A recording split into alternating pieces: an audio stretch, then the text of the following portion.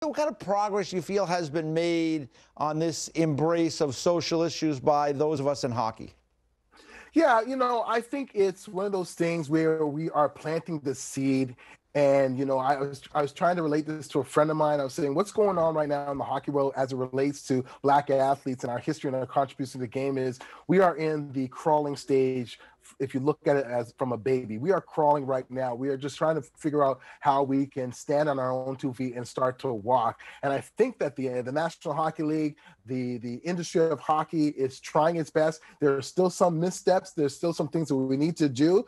But the simple fact that we're having these conversations that we would have never had 5 years ago, 6 years ago, matter of fact, we are having them now. And I think if you're having those discussions, that means you're going in the right direction, and it's up to us to do something. For us to grow this game, we are going to have contributions from everyone, men, women, whatever gender, orientation, race, color. We need it. We want to grow this game. If you think of hockey in the respect of the four major sports, we're at the bottom and we have room to grow. And that's what's really exciting to me. And I think for us to grow, we're going to have a contribution from the African American community. We're going to have a contribution from the gay and lesbian community, females, the whole 9 yards. So I think we're on the right path, and I think we're doing some great things going towards the future.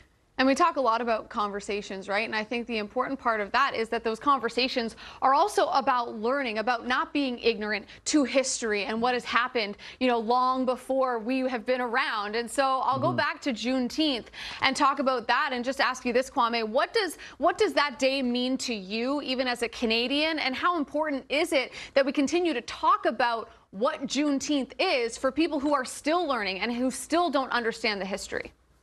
Yeah, I was talking to Damian Thomas, who's a curator at the African American Museum, who actually curated the sports exhibit for hockey there. And I was honest with him. I said, as a Black Canadian, I didn't know about the whole celebration of Juneteenth. And he even told me it's not really a celebration. It's more of an acknowledgement of what's going on in our world. Excuse me, I'm sorry about that. But we're trying to acknowledge what's been happening in our world, and the fact that, America has this history, and the fact that Blacks in America, did not know that they were enslaved, and they found out on Juneteenth, and which is amazing in my opinion. Like, I never even realized that was a situation like that. And I think that the great thing about America now recognizing this is more of a if you look at it, to be empathetic, understanding our history. There's going to be a lot of people that do not want to take the time to learn our history, but for those who do, I think this is a great opportunity for all of us to understand where we came from, so we know where we're going in the future.